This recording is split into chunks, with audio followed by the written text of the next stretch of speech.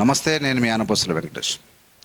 Welcome to AVM media and AVM studio also newly started. తెలంగాణలో ముఖ్యంగా MP సీట్ల కోసం అనేక టీవీ ఛానళ్ళు సర్వే చేయడం జరిగింది. అందులో భాగంగా చాలామంది సర్వేలు చూశారు మీరందరూ.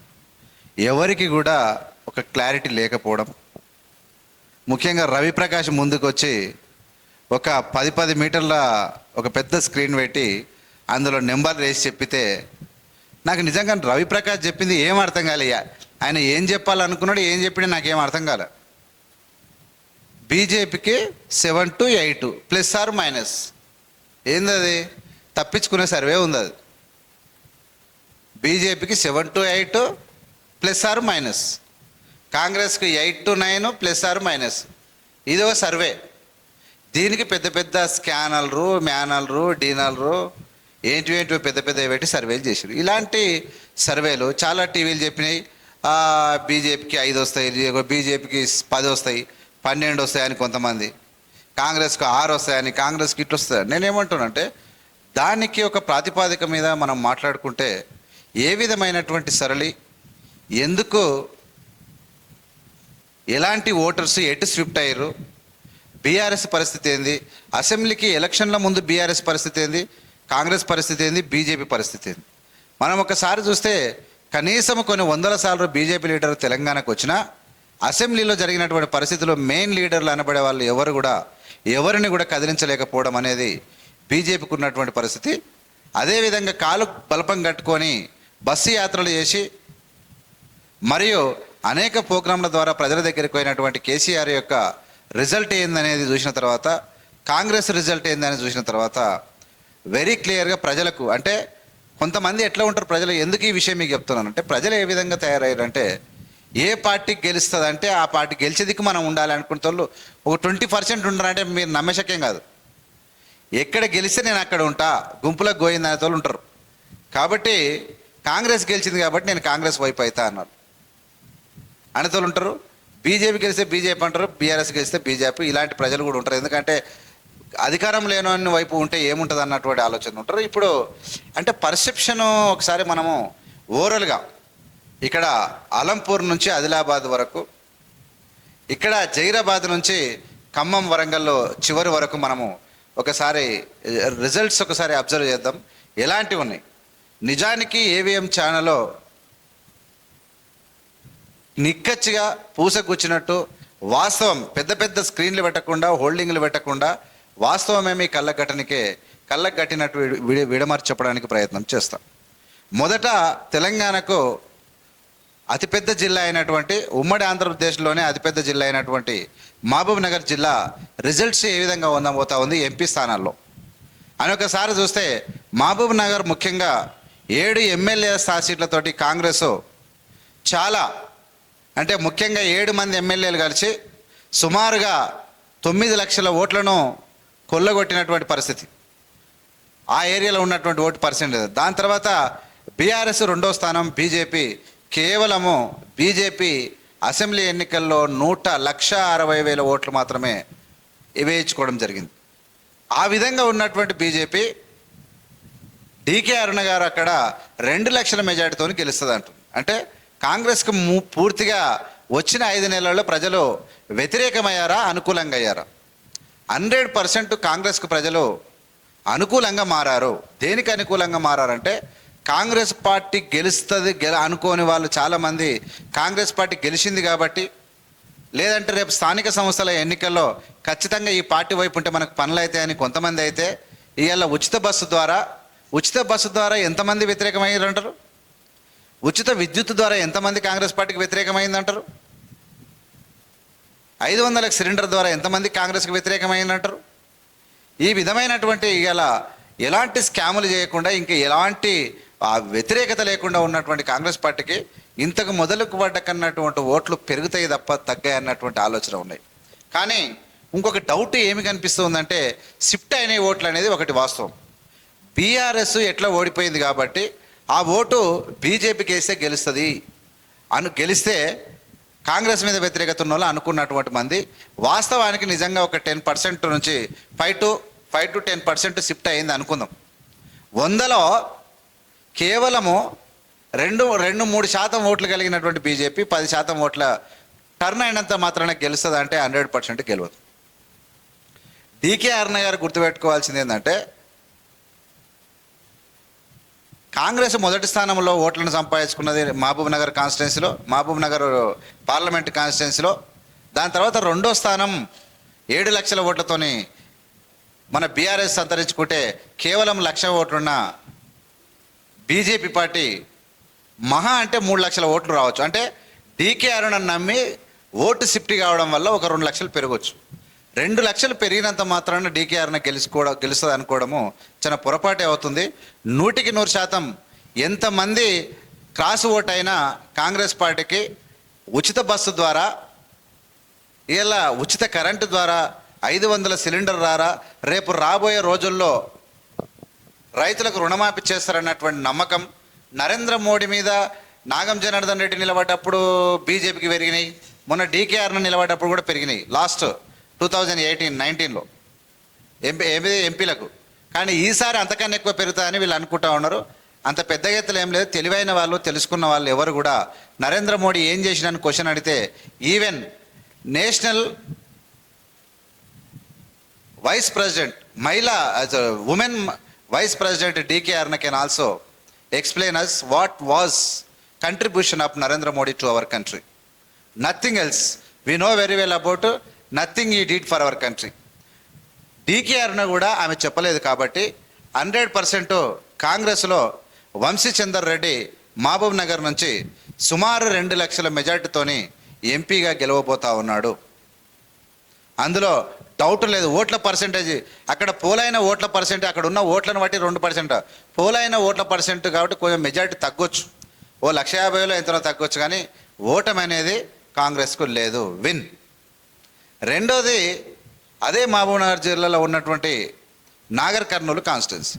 నాగర్ కర్నూలు కాన్స్టిట్యున్సీలో నిలబడ్డది ఎవరయ్యా అంటే మల్లు రవి కాంగ్రెస్ నుంచి, ఆర్ఎస్ ప్రవీణ్ కుమార్ బీఆర్ఎస్ నుంచి, రెండోది భరత్ మన రాములు గారి మాజీ ఎంపీ రాములు గారి కుమారుడు బీజేపీ నుంచి. ఇక్కడ ఓట్ల చీలిక ఎలా జరిగిందంటే, ఇక్కడ కూడా భరత్కు ఒక 5% ఓట్లు పెరిగింది అనేది వాస్తవం. అక్కడక్కడ కొంతమంది ఏం చేయాలనో అర్థం కానోళ్ళు బీఆర్ఎస్ వాళ్ళు కొంతమంది బీజేపీకి వేసిందని వాస్తవం, కానీ రిజల్ట్ తారుమారంత ఓట్లు వాళ్ళు పడనికి వీలు కాదు. అది కూడా ఆర్ఎస్పీ కొంచెం కఠినంగా, అంటే కొంచెం కష్టపడి తిరిగిండి అక్కడ, కాబట్టి బీఆర్ఎస్ ఓట్లు ఒక 15-20% గండి పడేటువంటి ఓట్లను కంట్రోల్ చేసుకున్నాడేమో అనిపిస్తూ ఉంది. అంతకన్నా ఎక్కువ లేదు. 5 ఎమ్మెల్యేలు మల్లు రవికి సపోర్ట్ ఉన్నారు, 2 ఎమ్మెల్యేలు ఆర్ఎస్ ప్రవీణ్ కుమార్ ఉన్నాడు. ఇక్కడ భరత్ కుమార్కు 1 ఎమ్మెల్యే సపోర్ట్ లేకుండా వాళ్ళు నరేంద్ర మోడీకి చూసి గెలుస్తారనుకోవడము వాళ్ళ యొక్క భ్రమనే అవుతుంది తప్ప ఇంకోటి కాదు. ఇక్కడ కూడా 2 లక్షల ఓట్ల మెజారిటీతోని మల్లు రవి సునాయాసమైనటువంటి విజయం సాధించబోతా ఉన్నాడు. ఇందులో డౌట్ లేదు. ఇది ఏవిఎం చెప్పేటువంటి నిప్పు లాంటి నిజం. ఇది జీర్ణించుకుంటారా లేకుంటే మీరు బ్లాస్ట్ చేస్తారా? ఒకవేళ ఇది కాకుండా వేరేదైతే నా వీడియోలో ఖచ్చితంగా కామెంట్ పెట్టండి. గెలిస్తే నేను చెప్పిన వాళ్ళు కాకుండా ఎవరు గెలుస్తారో, ఎందుకు గెలుస్తారో అని కూడా చెప్పాల్సిన అవసరం ఎంతైనా ఉంది. దాని తర్వాత మనం అక్కడి నుంచి డైరెక్ట్ మహబూబ్ నగర్ నుంచి డైరెక్ట్ ఎంటర్ కాగానే లెఫ్ట్ సైడ్లో మనకు హైదరాబాద్ వస్తుంటే కనబడేది చేవెళ్ళే కాన్స్టిట్యున్సీ. చేవెళ్ళే కాన్స్టిట్యున్సీలో నిలబడ్డది బీఆర్ఎస్ నుంచి కాసాని జ్ఞానేశ్వర్, బీజేపీ నుంచి కొండ విశ్వేశ్వర రెడ్డి, కాంగ్రెస్ నుంచి రంజిత్ రెడ్డి. వీళ్ళు ముఖ్యంగా వీళ్ళ మధ్యలో ఓట్లు ఎలా ఉండబోతున్నాయంటే, కొండ విశ్వేశ్వర రెడ్డికి రంగారెడ్డి జిల్లాలో కొంచెం పట్టు ఉంది, హైదరాబాద్ సరౌండ్ ఏరియాలో కొంచెం బాగానే ఉంది. ఆయన ఇంతకు మొదలు కాంగ్రెస్ వ్యక్తి. అలాంటి కాంగ్రెస్ వ్యక్తి బీఆర్ఎస్లో చేరిండు, కేసీఆర్తో వడక మళ్ళొచ్చిండు, మళ్ళీ కాంగ్రెస్కి వచ్చిండు. కాంగ్రెస్ని విడిచిపెట్టి 1,000 కోట్ల సంపాదన కలిగిన కంపెనీలు ఉన్నటువంటి Konda Vishweshwar Reddy Narendra Modi ED, CBI and IT raids జరుగుతాయని చెప్పి ఫోన్లు వచ్చి బెదిరిస్తే, ఉంటావా, పైసలు మొత్తం ఇస్తావా, జైలుకు పోతావా అంటే భయపడిస్తే బీజేపీలోకి పోయాడు. సరే, బీజేపీలో నరేంద్ర మోడీ యొక్క టార్గెట్ ఏంటంటే, ఈ దేశంలో ఉన్నటువంటి ప్రజలంతా పిచ్చి సన్నాసులు, నమ్మితే పైసలు ఉన్నవాన్ని నమ్ముతారు, లేదంటే జై శ్రీరామ్ అంటే నమ్ముతారు, లేదంటే దేశభక్తి అంటే నమ్ముతారు. ఈ మూడింటికి వానికి ఇంట్లో బియ్యం లేకున్నా, రేపు లక్షల రూపాయల అప్పులున్నా బతుకుదెరువు ఏందో అర్థం లేకున్నా జై శ్రీరామ్ అన్నా, లేదంటే పైసలు ఉన్నోడిని చూసినా, లేదంటే కులాల మతాల పేరు చెప్పినా జొల్లు గార్చుకుంటారు ప్రజలు అని చెప్పి గ్రహించిన నరేంద్ర మోడీ బలిసిన వాళ్ళందరినీ తీసుకుపోయి బీజేపీలో వేసుకున్నాడు. ఆ బాపతిలో వచ్చినటువంటి వ్యక్తే కొండ విశ్వేశ్వర రెడ్డి. ఆయన అఫిడవిట్లో పెట్టింది సుమారు 4,000 నియర్గా 5,000 కోట్ల రూపాయలు ఆయన ఆస్తులు ఉన్నట్టు చూపించిండు.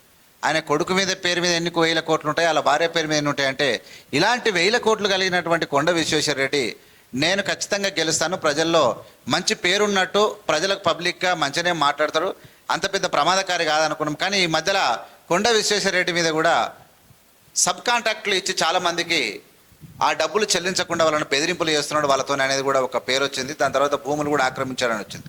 అది పక్కన పెడితే కొండ విశ్వేశ్వర రెడ్డికి ధీటుగా రంజిత్ రెడ్డిని తీసుకురావడం రేవంత్ రెడ్డే కాదు, రేవంత్ రెడ్డితోని సమాలోచన చేసి నా ప్రాంతం ముస్లింలంతా ఇక్కడ ఉన్నారు, నేను ఖచ్చితంగా రంజిత్ రెడ్డిని గెలిపించుకుంటాను, మీ సపోర్ట్ ఇవ్వండి అని చెప్పి అసదుద్దీన్ ఓవైసీ అడగడం, వీళ్ళంతా సుమారు 4,80,000 నుంచి 5 లక్షల ఓట్లు కలిగినటువంటి చేవెళ్ళ కాన్స్టిట్యూన్సీలో ముస్లింలు. ఇక్కడ మన తుక్కుగూడకి వెళ్ళి మొదలు పెడితే బాలాపూర్, పాడి షరీఫ్, చంద్రాయణగుట్ట, ఇక్కడ సరూర్ నగర్ కట్ట, ఈ సంతోష్ నగర్, ఈ బ్యాక్ సైడ్ మొత్తము, ఇక్కడ డిఆర్డిఏలు, ఇక్కడ కాటదాన్, ఆ సైడ్ రాజధాని నగర్కి వెళ్ళి మొత్తం ముస్లింలు 5 లక్షల ఓట్లు. వీళ్ళు ఎందుకు ఈసారి అసదుద్దీన్ ఓవైసీ మీద పూర్తి వ్యతిరేకత వచ్చింది ప్రజలకు. కానీ నరేంద్ర మోడీ మతాన్ని రెచ్చగొచ్చే మాటల్లో అవగాహన తీసుకొని ఇలా మొత్తం ముస్లింలకు రిజర్వేషన్ తప్పేస్తాం, వాళ్ళని ఇరగొడతాం, అది చేస్తాం, ఇరగదీస్తాం, కరగదీస్తామని సెంటిమెంట్తో గెలవాలని వాళ్ళు అనుకుంటే, ఇక హిందువులంతా సెంటిమెంట్ అన్నప్పుడు నరేంద్ర మోడీ సెంటిమెంట్ మేమెందుకు కూకోవాలని చెప్పి అందరికీ ఒక ఇంటిమేషన్ పంపించండి, ముస్లింలంతా కాంగ్రెస్ ఓటేయాలని. ఈ దెబ్బతో 5 లక్షల ఓట్లు వన్ సైడ్ పడడం, కాంగ్రెస్ ఓట్లు వాడడం వల్ల కొండ విశ్వేశ్వర రెడ్డి కూడా నాకున్నటువంటి అక్కడ ఓట్ల పర్సెంటేజ్ కూడా బాగా పెరిగింది. 1,00,000 నుంచి సాలిడ్గా ముస్లిం ఓట్లు సాలిడ్గా వన్ సైడ్ పడిగా బీఆర్ఎస్కు నుంచి టర్న్ అయ్యి ఇక్కడ పడి ఉంటే 2 లక్షల మెజార్టీ. ఏమన్నా మిస్ అయితే మాత్రం 1,00,000 మెజార్టీ మినిమం తగ్గకుండా రంజిత్ రెడ్డి కొండ విశ్వేశ్వర రెడ్డి మీద గెలవబోతా ఉన్నాడు. కాసాని జ్ఞానేశ్వర్ 3rd ప్లేస్లో ఉండబోతా ఉన్నాడు. ఇది మీరు అందరూ గుర్తుంచుకోవాల్సినటువంటి అంశం. దాని తర్వాత దాని పక్కనే మనం చూస్తే జైరాబాద్ సురేష్ షెట్కర్ కానీ, లేదంటే గాలి అనిల్ కానీ, లేదంటే బీబీ పాటిల్ అయిన బీజేపీ నుంచి, గాలి అనిల్ బీఆర్ఎస్ నుంచి, సురేష్ షెట్కర్ కాంగ్రెస్ నుంచి. కాంగ్రెస్కు కంచుకోట 60,000 ఓట్లు ఖాళీ జైరాబాద్ ఏరియాలోనే ఉన్నాయి ముస్లింలు. 60,000 ఓట్లు జైరాబాద్ కాన్స్టిట్యున్సీలోనే ఉన్నాయి. అక్కడ కూడా కాంగ్రెస్కు అక్కడ ఇంద్రారెడ్డి గీతారెడ్డి అక్కడనే ఉన్నది, దామోదరం నరసింహయ్య, మన జగ్గారెడ్డి లాంటి వాళ్ళు ఎంఐఎంఈలు ఆ ప్రాంతంలో ఉన్నారు. కాంగ్రెస్ కంచుకోట, ముస్లింలు కంచుకోటతోని కళ్ళు మూసుకొని సురేష్ షెట్కర్ అక్కడ మంచి 1,00,000 మెజారిటీతోని గెలవబోతా ఉన్నాడు. ఇది ఒక నంబర్ 1 అటువంటి రిజల్ట్ ఇది ఏవిఎం ఛానల్ నుంచి చెప్తా ఉన్నా. దాని తర్వాత హైదరాబాద్ లోపలికి వస్తే సికింద్రాబాద్లో కిషన్ రెడ్డి బీజేపీ నుంచి, పద్మన్న ఆయన బీఆర్ఎస్ నుంచి, ఇక కాంగ్రెస్ నుంచి దానం నాగేందర్ కాన్స్టిట్యున్సీతో పాటు సుమారు 4 లక్షల నుంచి 5 లక్షల ఓట్లు ముస్లింలు ఉండడము దానం నాగేందర్కు మరో కలిసి వచ్చేటువంటి అంశం. 100% దీనికి కూడా అసదుద్దీన్ ఓవైసీ పూర్తి సహకారం చేస్తానని చేసిండు. 100% కిషన్ రెడ్డి 2nd ప్లేస్లో ఉంటాడు అని నేను అనుకున్నాను. దానం నాగేందర్ కాకుంటే వేరే వాళ్ళు గెలుస్తారని చాలామంది ప్రగల్భాలు అవేం లేదు. దానం నాగేందర్కు పెద్ద సిటీ ముస్లింల మీద వ్యతిరేకత ఏం లేదు. పక్క కాంగ్రెస్ పార్టీ యొక్క సిటీలో ఇంతవరకు ఏమైందంటే అసెంబ్లీ ఎన్నికలలో city surround area Rajendra Nagar కానీ, మహేశ్వరం కానీ, ఎల్బీ నగర్ కానీ, ఉప్పల్ కానీ, లేదంటే మల్కాజ్గిరి కానీ, కుత్బుల్లాపూర్ కానీ, ఖైరతాబాద్ కానీ, జూబ్లీ హిల్స్ కానీ, పటాన్ చెరువు కానీ, ఇవన్నీ బీఆర్ఎస్ గెలిచినాయి. కారణం ఏంది? సరౌండ్ ఏరియాలో ఏంటంటే ఖచ్చితంగా బీఆర్ఎస్ గెలుస్తా అన్నటువంటి ప్రచారం ఎక్కువ చేశారు. ఇప్పుడు ప్రజలు ఊకున్నటువంటి పేదలు ఎక్కువ. హైదరాబాద్లో ఇలాంటి మహానగరంలో 80% పేదలు ఉంటారు. ఇలాంటి పేదలకు ఉచిత సౌకర్యం బస్సు రావడం, ఆ బస్సుకు మెట్రో లాంటివి దెబ్బతిన్నాయి. బస్సు రావడం, వాళ్ళకు ఉచిత విద్యుత్ సిలిండర్కి సంబంధించింది. భవిష్యత్తులో మంచి పనులు జరుగుతాయి, కరప్షన్ ఉండదు, కాంగ్రెస్ గవర్నమెంట్ మంచి చేస్తామన్నటువంటి ఆలోచనతోని కొంతమంది ప్రజలలో మార్పు వచ్చింది. అప్పుడు వచ్చినటువంటి ఓట్లు. ఇంకోటి సికింద్రాబాదు నుంచి ఇటు సైడ్ మొదలు పెడితే కూకట్పల్లి, మల్కాజ్గిరి, ఎల్బీ నగర్, ఈ సరౌండ్ ఏరియాలో మొత్తం ఆంధ్ర వాళ్ళు ఉంటారు. ఈ ఆంధ్ర వాళ్ళు కొంతమంది అందులో ఆంధ్ర వాళ్ళు ఎక్కువ సినిమాల పిచ్చి ఎక్కువ, అందులో పవన్ కళ్యాణ్ పిచ్చి ఎక్కువ అక్కడ. అలాంటి వాళ్ళు పవన్ కళ్యాణ్కు లేదంటే ఒక బీజేపీ కొంచెం ఉన్నది సెంటిమెంట్ అక్కడ. అట్లా ఉండి మొన్నటి ఎన్నికలలో కొన్ని ప్లేసులలో బీఆర్ఎస్ తర్వాత సెకండ్ ఎల్బీ నగర్ కానీ మహేశ్వరం కానీ కొన్ని ప్లేసులలో లేకుంటే రాజేంద్ర నగర్ థర్డ్ ప్లేస్ వచ్చింది కాంగ్రెస్, బీజేపీ సెకండ్ ప్లేస్ వచ్చింది. కారణం ఏం తెలుసా? ఆంధ్ర ఓట్లు. ఇప్పుడు ఈ ఆంధ్ర ఓట్ల పీడ పోయింది, మొత్తం కూడా పోయి ఆంధ్రలోకి వెళ్ళిపోయారు. 100% చాలామంది నాయకులు ఇప్పుడు చాలామంది నాయకులు కూడా కాంగ్రెస్లో చేయడం జరిగింది. దీని అనుగుణంగా నేను ఏం చెప్తున్నాను మీకు అందరికంటే, కిషన్ రెడ్డి పద్మారావు తన ఓట్లు తనను చీలకుండా కాపాడుకోగలుగుతాడు, ఆయనకి వేయాలన్నట్టు ఉంటుంది. కిషన్ రెడ్డికి ముస్లిం ఓట్లు పూర్తి వ్యతిరేకంగా కాంగ్రెస్ పార్టీ కంచుకోట అయిపోయింది గల పరిస్థితి. ఏది ఏమైనా 100% దానం నాగేందరో ఖచ్చితంగా 1,00,000 ఓట్ల majority, minimum 50,000, maximum 1,00,000 ఓట్లతోటి Danam Nagender సికింద్రాబాద్లో గెలవబోతా ఉన్నాడు. ఇలాంటి నిప్పులు కక్కేటువంటి నిజాలను చూస్తూ ఉంటే చాలామందికి ఉల్టా అనిపించవచ్చు, లేకుంటే కాంగ్రెస్ డబ్బా అనుకోవచ్చు, మీరు ఏమన్నా అనుకోవచ్చు. కానీ ఖచ్చితంగా 5,000 యూట్యూబ్ ఛానళ్ళు, సుమారు 500 శాటిలైట్ ఛానళ్ళు అన్నీ కలిసి భారతదేశ వ్యాప్తంగా నరేంద్ర మోడీ డబ్బా కొట్టి డోళ్ళు చెవులు ఉన్న కర్ణబేరి వలిగిపోయేటట్టు అబద్ధాలు చెప్తా ఉన్నారు. వాళ్ళతో పోల్చుకుంటే ఏవిఎం మీడియా చాలా సత్యమైంది, వాస్తవమైంది. ఇప్పుడు నేను ఈత అంటే ఏటికి ఎదురుగుతున్నటువంటి రిజల్ట్ నేను చెప్తా ఉన్నా. ఒక్క ఛానల్ కూడా ఈ రిజల్ట్ చెప్పలేదు. నేను వాస్తవం చెప్తున్నా, ఇదే జరగబోతుంది. రెండోది మీకు ఏం చెప్తున్నానంటే, దాని తర్వాత మల్కాజ్గిరి ఈటెల రాజేందర్కు మన ఎలక్షన్ స్టార్ట్ అయింది.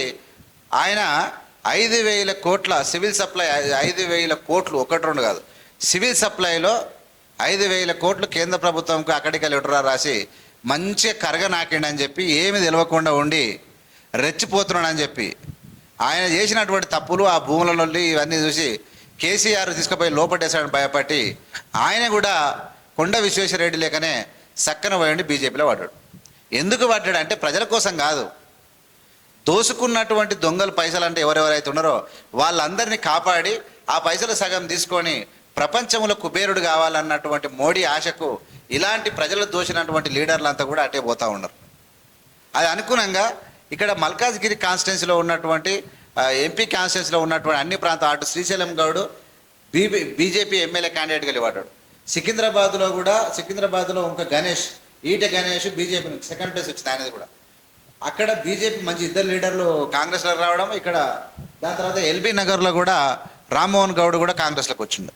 ఈ విధంగా వచ్చుడే కాదు, చాలామంది పేదల ఓట్లు కాంగ్రెస్ వైపు మళ్ళడం.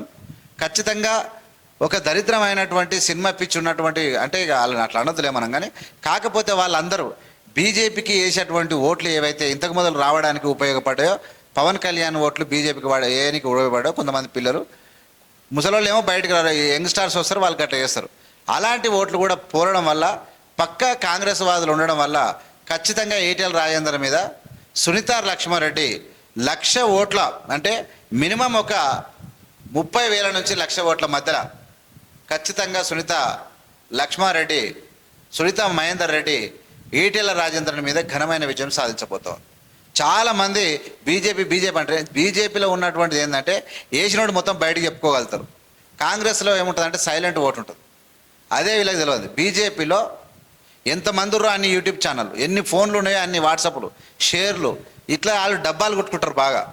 కాబట్టి డబ్బాలకే పరిమితమైనది తప్ప అని లేనిది ఈటెల రాజేందర్ కూడా ఖచ్చితంగా మల్కాజ్గిరి ఓటమి తప్పదు.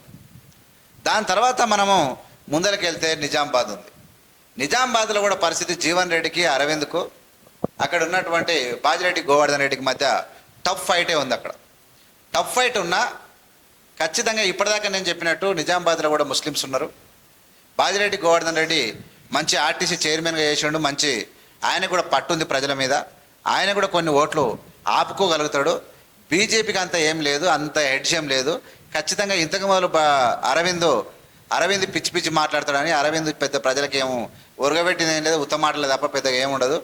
ఏమనంటే నరేంద్ర మోడీ చూసి, దేశంలో మోడీని చూసి ఇస్తూ ఎక్కువయ్యారు. ఈ మధ్యలో ఒక 5-6% ఎక్కువయ్యారు. అసలు విషయం తెలియక నేను చాలామంది మాట్లాడినతో చెప్తా ఉన్నా.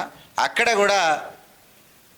కూడా అధికార పార్టీ అయినటువంటి కాంగ్రెస్ పార్టీ జీవన్ రెడ్డి కూడా ఖచ్చితంగా ఎంపీగా గెలవబోతా ఉన్నాడు. భారతదేశం లోపలే ఎవరు కూడా ఊహించని కని విని ఎరగని రిజల్ట్ ఈవీఎంలో మ్యానిపులేట్ చేసి దొంగ రిజల్ట్ ఇస్తే తప్ప పక్కకి పక్క మచ్చు కుద్దినట్టు అచ్చు కుద్దినట్టు ఇవాళ నేను ఇప్పటి వరకు చెప్పినట్టు రిజల్ట్ కాంగ్రెస్ కోసం అవుతుందంటే మీరు ఆశ్చర్యపోవాల్సిన అవసరం ఏం లేదు.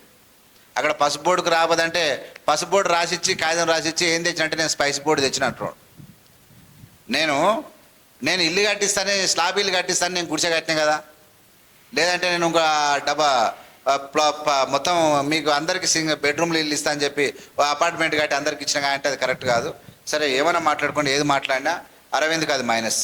దాని తర్వాత పెద్దపల్లికి అయితే ఇంకా తిరిగేలేదు.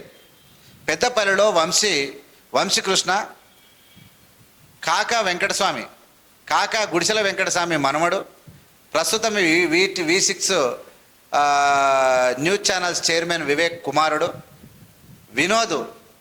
గుడిసెల వినోద్ యొక్క అంటే వివేక్ యొక్క కొడుకే ఆయన కూడా, అంటే వివేక్ వాళ్ళ అన్న వినోద్. వీళ్ళిద్దరూ బెల్లంపల్లి అండ్ అక్కడ చెన్నూరు, ఇద్దరు అన్నదమ్ములు ఎమ్మెల్యేలు.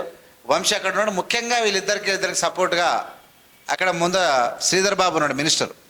వీళ్ళందరూ కలిసి బంపర్ మెజార్టీతోని వంశీకృష్ణను బంపర్ మెజార్టీ 2 లక్షల మెజార్టీతోని వంశీకృష్ణ పెద్దపల్లిలో గెలవబోతా ఉన్నాడు. ఇదేంది భయంకరమైన రిజల్ట్ అనుకుంటారా? అది అంతే, ఇది నిజం. దాని తర్వాత మనం ముందరికి వెళ్తే కనబడేది లెఫ్ట్కి వెళ్దాం మెదక్లో కేసీఆర్ కుటుంబానికి కంచుకోట అయినటువంటి మెదక్, అటు హరీష్ రావు, ఇటు కేసీఆర్, అటు కేటీఆర్ వీళ్ళందరూ కలిసి మెదక్ను ఉద్ధరిస్తామన్నారు. ఉద్ధరించారనుకో, ఇంతవరకు చేసిరు. ఇంతకు మొదలు మెదక్లో ఒకసారి ఇందిరాగాంధీ కూడా గెలిచినటువంటి పరిస్థితి. కేసీఆర్ పూర్తిగా ఓడిపోవడం, పేదలకు ఏం చేయకపోవడం, అక్కడక్కడ రోలు నున్నగా చేసి అక్కడ చింతమడకలకు కొన్ని పైసలు ఇచ్చి అందరికీ ఆశ పెట్టి ఊదర గొలిపినటువంటి పరిస్థితి మనం చూసాం.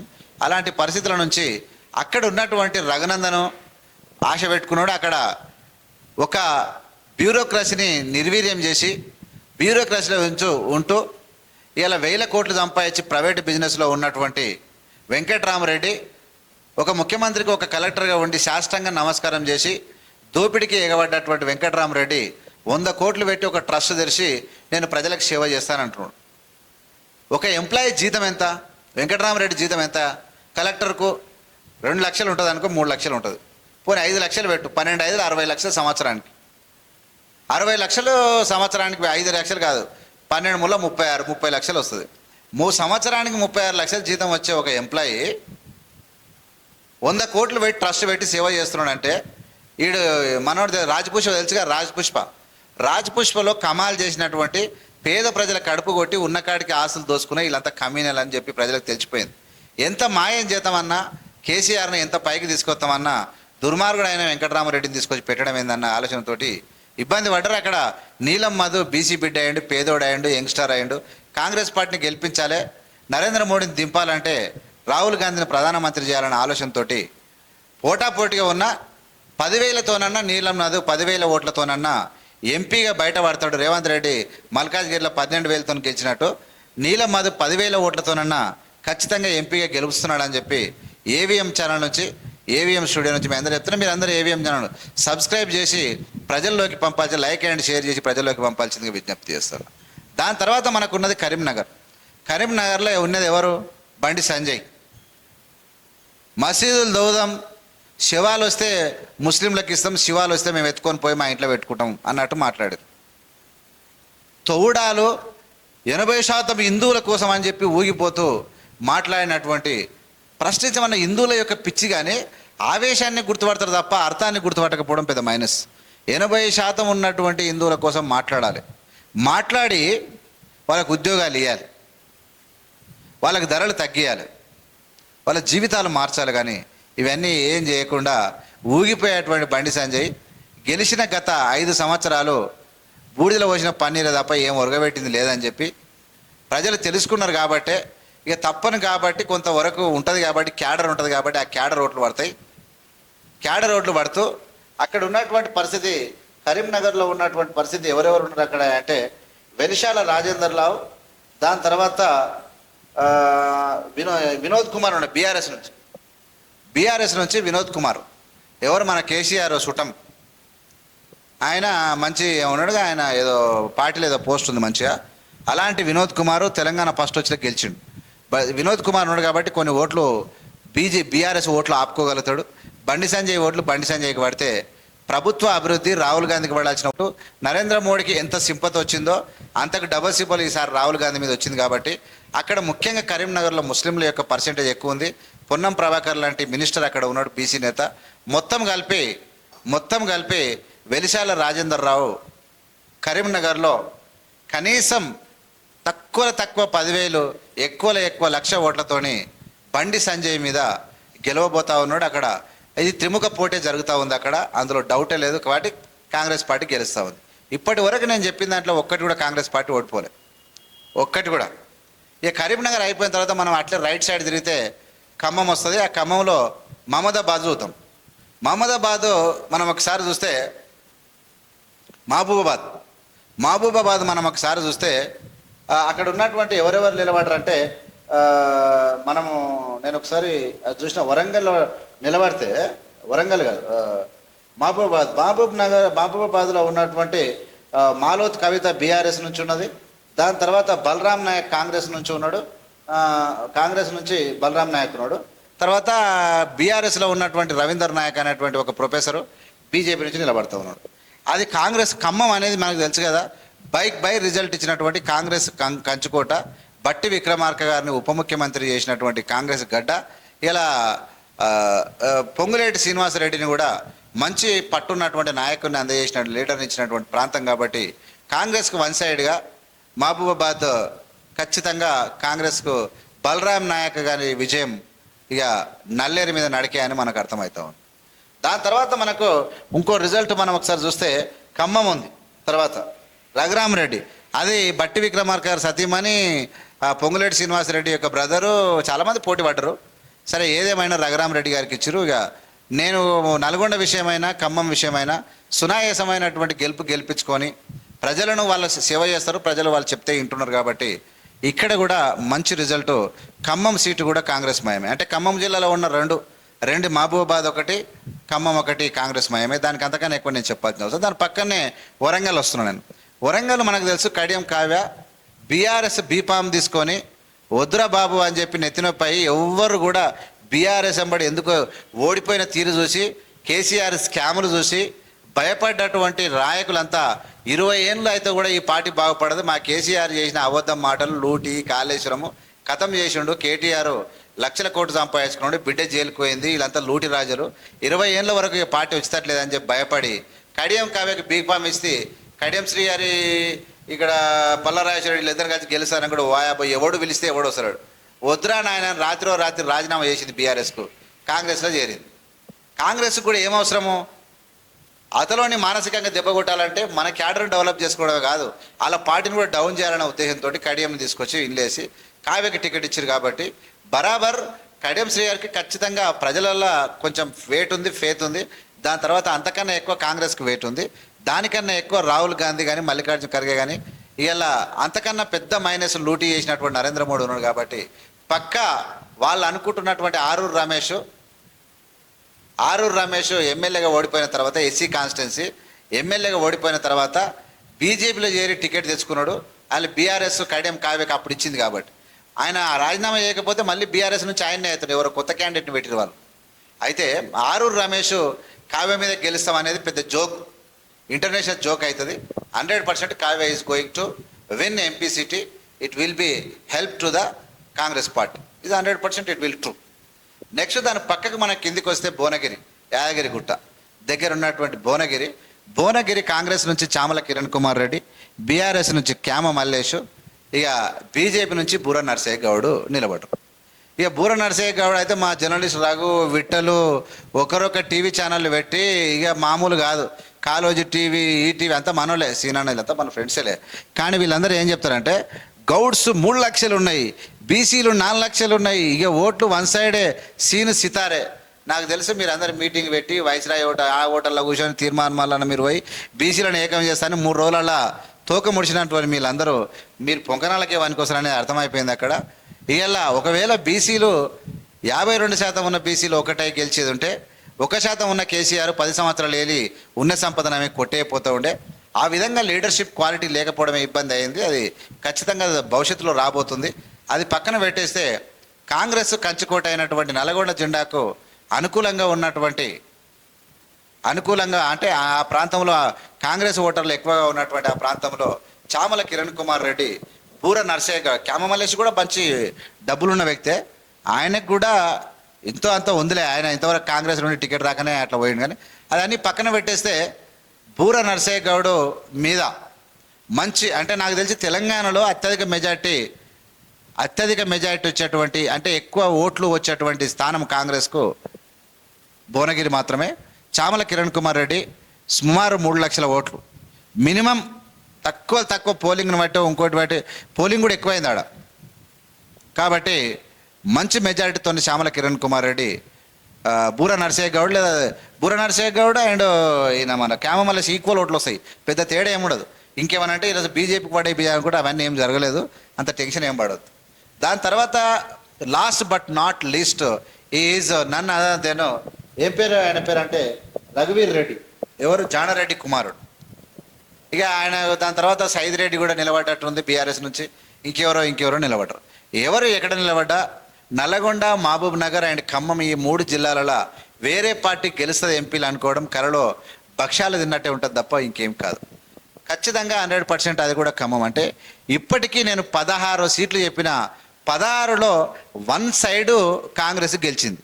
ఈ గెలుపు చూసిన తర్వాత చెప్పిన తర్వాత ఎవరన్నా అన్ని టీవీ ఛానల్ ఒకటి ఏవిఎం ఎందుకు చెప్పినంటే ఇదే రిజల్ట్ రిపీట్ కాబోతుంది రేపు రిజల్ట్ వచ్చిన తర్వాత.